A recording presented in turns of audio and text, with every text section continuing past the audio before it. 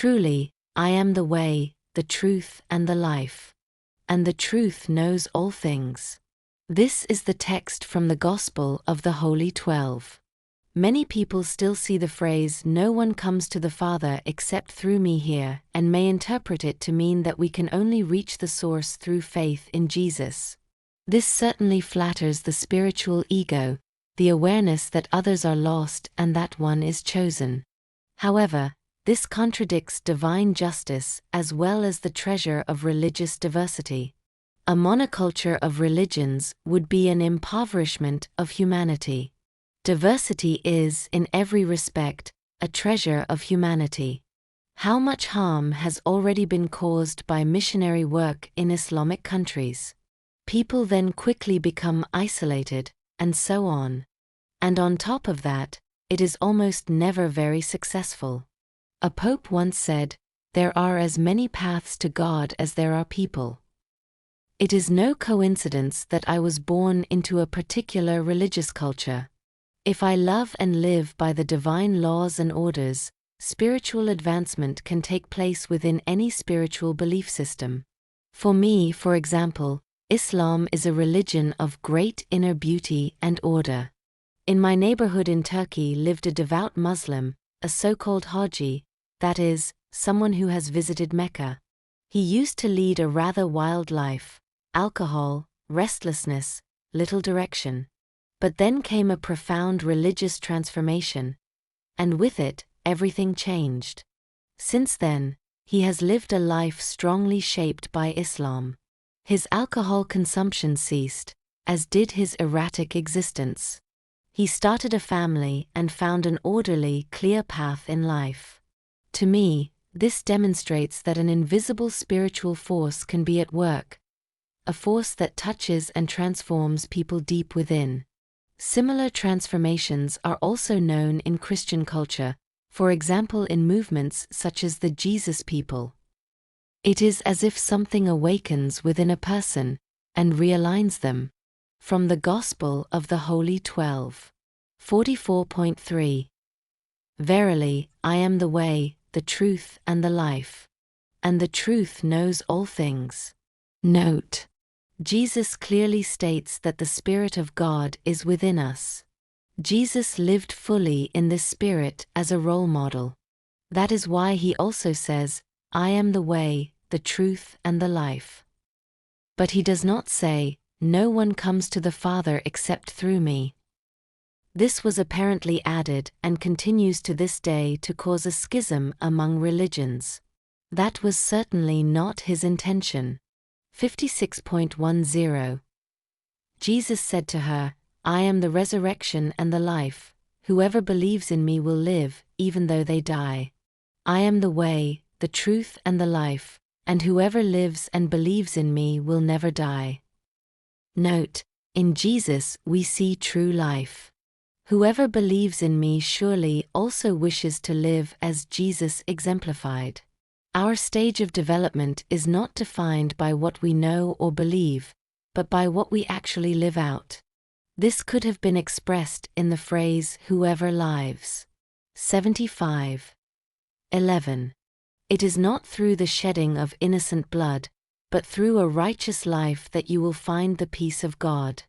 You call me the Christ of God, and you speak the truth, for I am the way, the truth and the life. 12. Walk this path, and you will find God. Seek the truth, and the truth will set you free.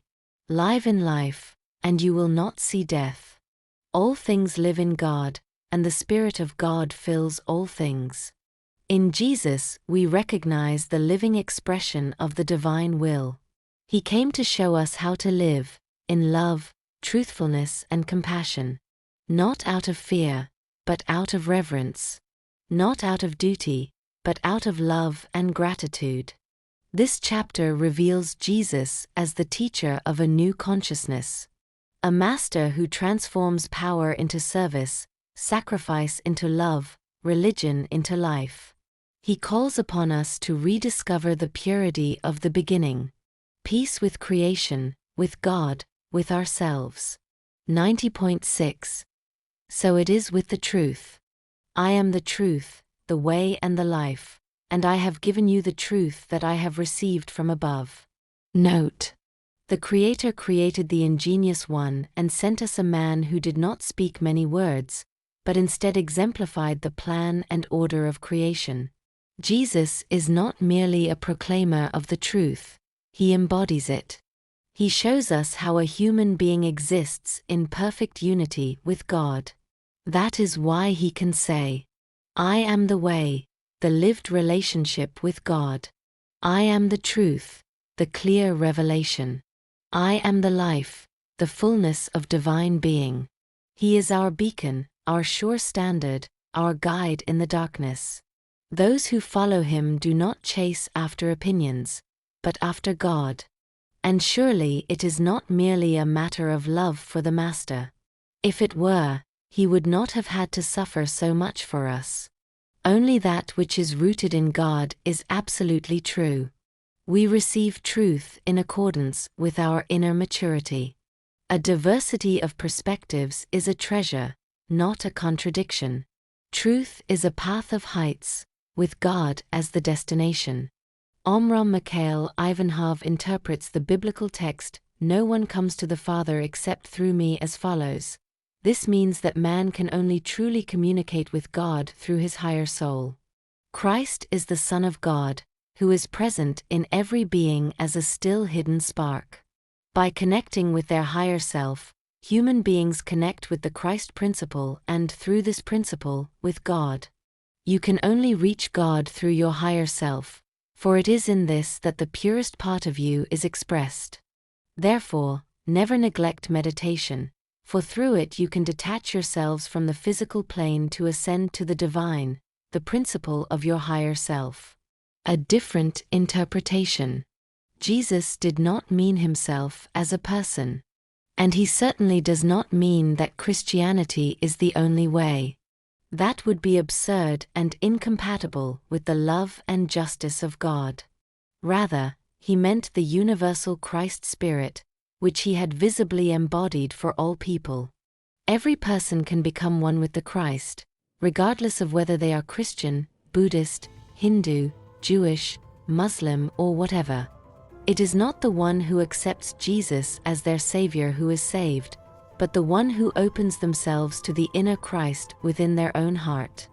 As soon as we have proved to God that we can consistently lead a moral life in accordance with the divine law, the inner Christ will rise from the tomb within our hearts and claim us as a child of God.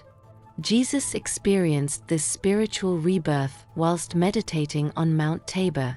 That is why, even today, that hill is called the Mount of Transfiguration.